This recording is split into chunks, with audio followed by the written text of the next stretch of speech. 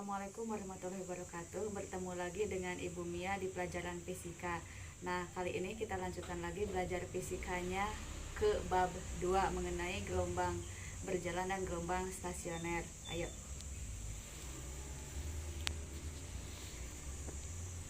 Bab 2, gelombang berjalan dan gelombang stasioner. Ibu jelaskan dulu tentang gelombang berjalannya. Yang pertama dari definisi dulu.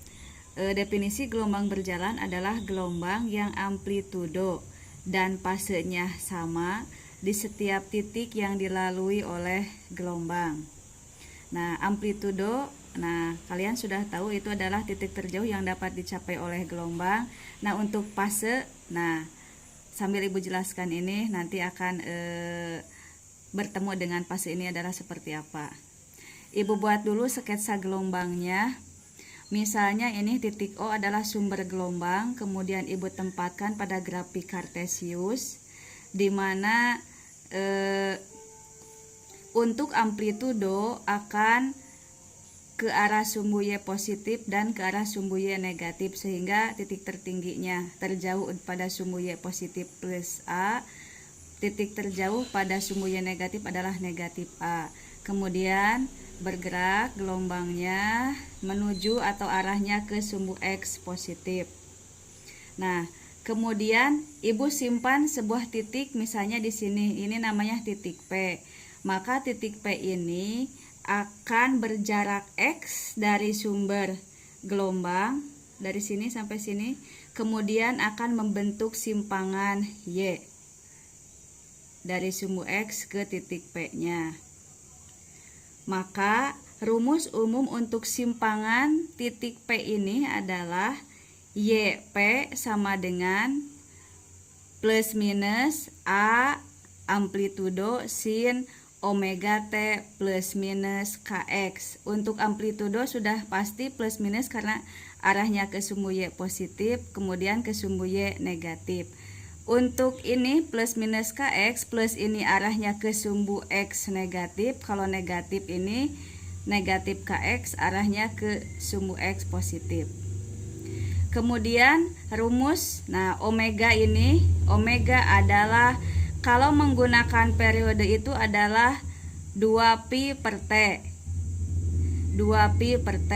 Kalau menggunakan frekuensi, omega sama dengan 2pi kali F. Ya. Kemudian untuk K yang ini, K adalah 2pi per lambda. Maka rumusnya menjadi yang ini. Setelah dimasukkan ke rumus yang ini, 3 ini, maka Y simpangan di titik P adalah sama dengan plus minus A sin omeganya jadi 2pi per T kali T lagi, ini kali T, omeganya jadi 2pi per T plus minus K-nya jadi 2pi per lambda kali X. X-nya tetap.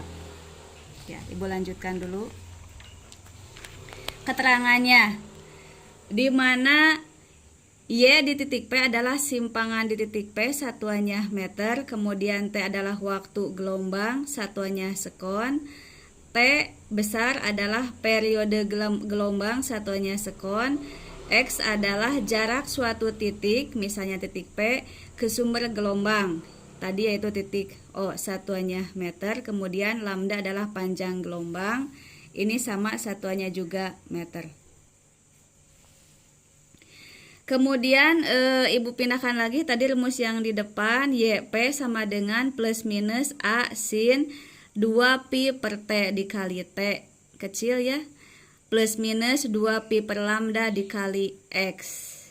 Kalau misalnya 2pi-nya, 2pi yang ini Ibu keluarkan dari dalam kurung, maka rumusnya menjadi Y, misalnya titik P-nya Ibu sebutlah X, T ya, karena titik P ini berjarak X dan menempuh waktu T.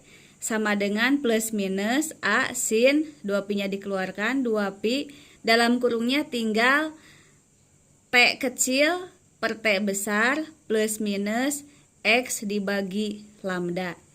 Nah, T kecil per T besar plus minus X per lambda itu adalah disebutnya fase gelombang.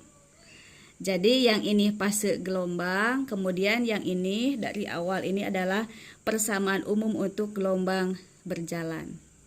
Kita lihat contoh soalnya. Sebuah gelombang berjalan pada sebuah tali memenuhi persamaan simpangan Y sama dengan 2 kali sin pi dalam kurung ya 10T dikurangi X per 25, di mana Y dan X dalam sentimeter dan T dalam sekon. Tentukanlah A. amplitudo, B. frekuensi, C. periode, D. panjang gelombang, E. cepat lambat gelombang. Kita lihat penyelesaiannya. Penyelesaian. Tulis lagi ya diketahuinya.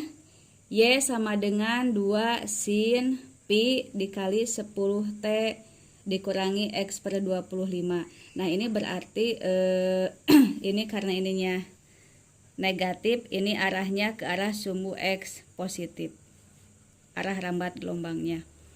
Ditanya A besar atau amplitudo, B F kecil atau frekuensi, C T besar atau periode, D lambda atau panjang gelombang, yang E cepat lambat gelombang atau V-nya berapa. Jawab yang A dulu.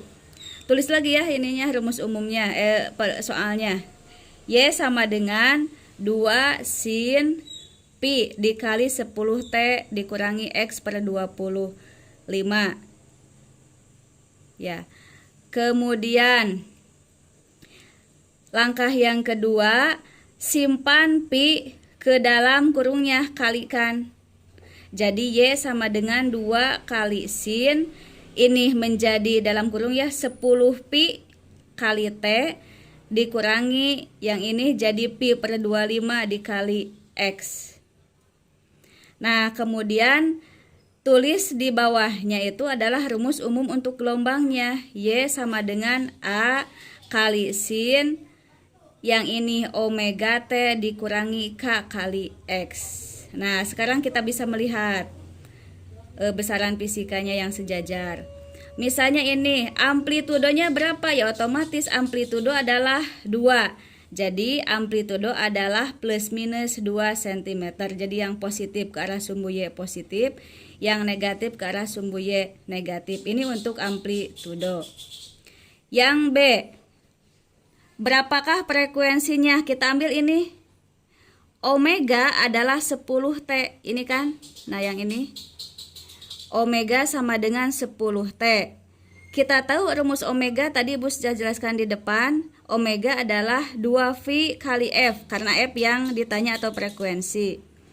2VF sama dengan 10Pi. Pi-nya kita coret saja, saling membagi ada di kedua ruas. Tinggal 2F sama dengan 10.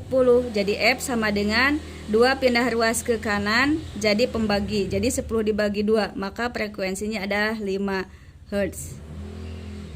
Yang C, kita tahu bahwa periode adalah rumusnya kebalikan dari frekuensi. Jadi T sama dengan 1 per F. T sama dengan F-nya ini 5. Jadi T sama dengan 1 per 5. Atau kalau didesimalkan T sama dengan 0,2 sekon. Kemudian yang D, lihat ini dari sini. Nah ini Pi per 25 ini adalah K. Nah jadi K sama dengan Pi per 25. Pi-nya coret lagi ada di kedua ruas, jadi 1 saling membagi. Jadi 2 per Pi sama dengan 1 per 25. Kali silang. Jadi 2 per lambda sama dengan 1 per 25. Jadi lambda sama dengan lambda kali 1 lambda, 2 kali 25 sama dengan 50 cm. Jadi lambda atau panjang gelombangnya 50 cm. Kemudian boleh diubah ke dalam meter supaya memudahkan untuk kecepatan lambat. Jadi 50 dibagi 100 sama dengan 0,5 meter.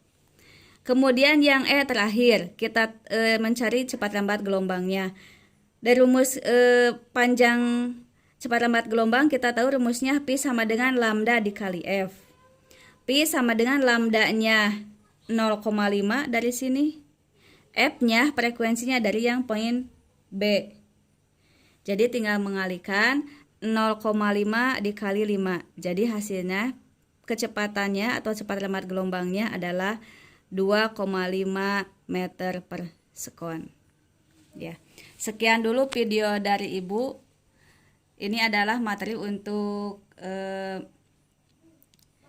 minggu sekarang. Semoga bisa dipahami. Assalamualaikum warahmatullahi wabarakatuh.